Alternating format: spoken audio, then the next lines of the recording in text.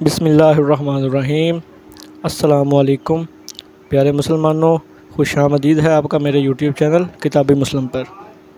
تو دوستو، حدیث نمبر ہے 882۔ یہ باب ہے جمعہ کی نماز کو جانے کی فضیلت۔ اس کی حدیث نمبر 881 آپ نے پچھلی ویڈیو میں سنی اور دیکھی ہوگی۔ آج ہم پڑھیں گے حدیث نمبر 882۔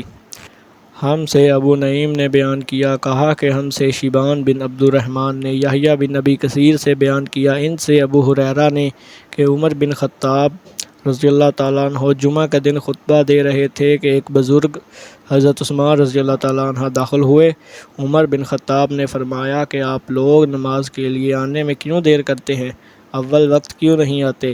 آنے والے بزرگ نے فرمایا کہ دیر صرف اتنی ہوئی کہ اذان سنتے ہی میں نے وضو کیا اور پھر حاضر ہوا۔ آپ نے فرمایا کہ کیا آپ لوگوں نے نبی کریم صلی اللہ علیہ وآلہ وسلم سے یہ حدیث نہیں سنی کہ جب کوئی جمعہ کے لیے جائے تو اسے غسل کر لینا چاہیے۔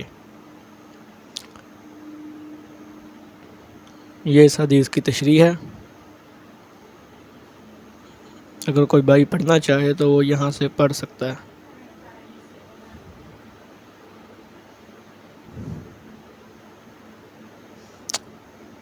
ہمارا اگلا باب ہے جمعہ کی نماز کے لیے بالوں میں تیل کا استعمال۔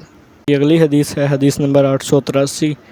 ہم سے آدم بن ابی ایاس نے بیان کیا، کہا کہ ہم سے ابن ابی ذئب نے سعید مقبری سے بیان کیا، کہا کہ مجھے میرے باپ ابو سعید مقبری نے عبداللہ بن ودیعہ سے خبر دی، ان سے حضرت سلمان فارسی رضی اللہ تعالیٰ عنہ نے کہ نبی کریم صلی اللہ علیہ وآلہ وسلم نے فرمایا، جو شخص جمعے کے دن غسل کرے اور خوب اچھی طرح سے پاکی حاصل کرے اور تیل استعمال کرے یا گھر میں جو خوشبو میسر ہو استعمال کرے، پھر نماز جمعہ کے لیے نکلے اور مسجد میں پہنچ کر دو آدمیوں کے درمیان نہ گھسے، پھر جتنی ہو سکے نفل نماز پڑھے اور جب امام خطبہ شروع کرے تو خاموش سنتا رہے، تو اس جمعے سے لے کر دوسرے جمعے تک سارے گناہ معاف کر دیے جاتے ہیں۔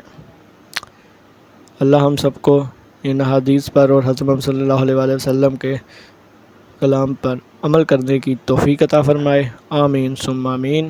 جی تو دوستو، آپ نے دیکھی آج کی یہ ویڈیو اور آپ نے ایک سنی بہت ہی پیاری حدیث صحیح بخاری سے۔ اللہ ہم سب کو اس پر عمل کرنے کی توفیق عطا فرمائے۔ میرے چینل کو دیکھتے رہیے۔ اللہ حافظ۔